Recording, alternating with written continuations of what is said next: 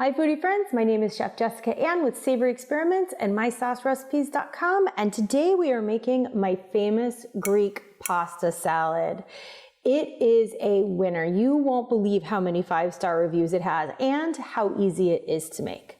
But before we get started, make sure you like, comment, subscribe, do all the things. I love to hear from you. It makes me want to make more videos. Okay. First, you need some cooked pasta. Make sure you do it al dente. No one wants a filmy, gross jelly pasta. That's just yuck. But also al dente is going to be able to soak up some of the dressing, and that's really where a lot of the flavor is on this. Pasta size and pasta shape also matter. For something like a pasta salad, you want something like a bow tie or a rotini. Lots of nooks and crannies to make sure that you get the delicious dressing in there and it has something to cling to stick to. So here I have about 8 to 10 ounces of cooked bow tie pasta. I did toss it in a tad bit of olive oil just so that it didn't stick together while we finish making the rest of it. One of the things I love about this particular pasta salad is that it is not just pasta. I actually do feel like I'm eating some of a salad.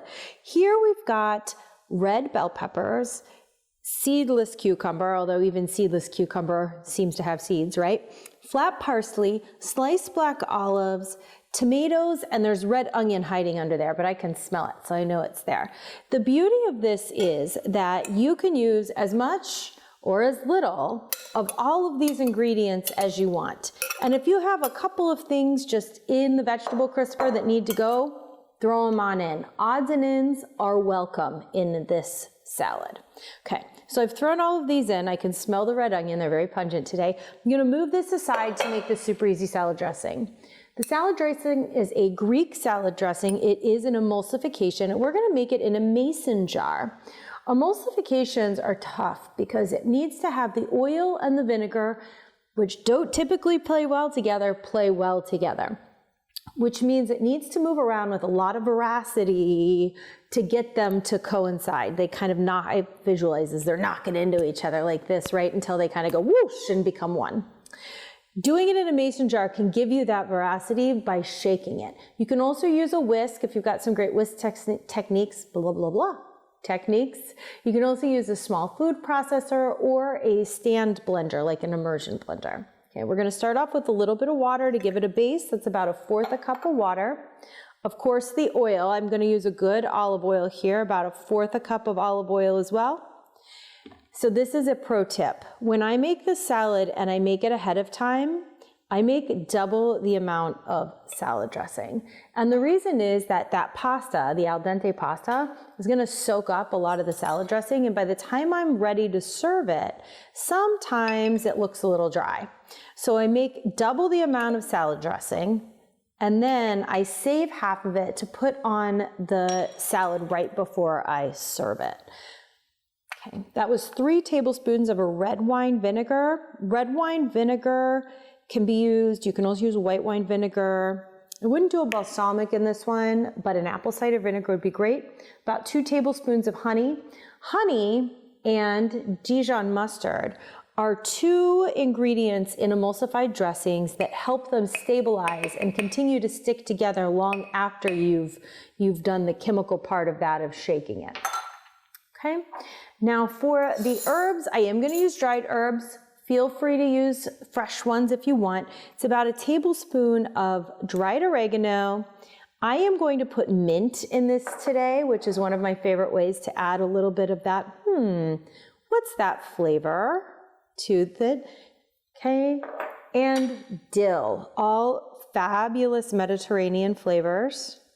About 1 teaspoon. Again, you can do a little bit more, a little bit less, totally depends on what you like. Garlic, this is about 2 very large cloves. You know me, measure garlic with your heart. Okay. Our acid here is lemon. I know this looks like a lot, and it does have a long ingredient list. I'm always afraid people are going to look at the ingredient list and be like, nope, sorry, too much for me. But honestly, it comes together in a snap, and a lot of it's just stuff in your pantry. Whoop. And a little spray of lemon juice there. I'm using 1.5 fresh lemons. It's about 2 tablespoons. You, of course, can use the jarred stuff from a concentrate, but it won't be as lemony fresh. And if you really love lemon, go ahead and zest these. Add the zest to the dressing too right before you press them in. Okay, what am I missing here? Salt. Got a pinch of fine sea salt. Okay, that was more like a punch of fine sea salt, but whatever, who's counting? And a couple of grinds of fresh black pepper.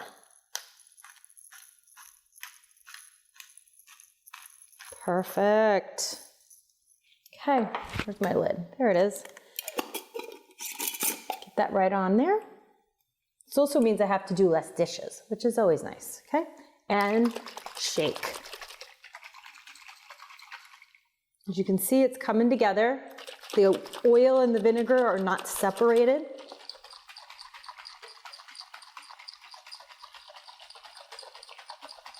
It's one beautifully combined dressing. Get that on up. Ooh, smell garlic. Smell garlic and onion today. Okay, pour the dressing right on over. There we go. Mix it up. The honey too, I love how it's got a little bit of acidity, but a little bit of sweet aftertaste from the honey. This can also be used on couscous or a rice salad if you're not into pasta or you're trying to go gluten-free. Everything in it is gluten-free except for that pasta. Okay, and the last step is our cheese. So I've got a Mediterranean blend feta cheese. If you wanted to use goat, you can, but it starts to disintegrate a little bit with all the acidity in the dressing. This one has herbs in it. It's got a couple of sun-dried tomatoes, some more oregano, more dill, and of course, more parsley. Okay. The cheese, if you're making this ahead of time, that's the last thing you put in right before serving or just sprinkling on the top. Otherwise, it starts to get a little goopy sitting in there. This can also be made into a full entree if you want to add in some chopped shrimp, some scallops, some other types of seafood, or if you just want to do a sliced chicken breast on top for the summer.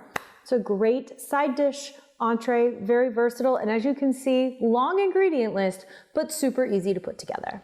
There you go, foodie friends. From my kitchen to yours, Greek pasta salad.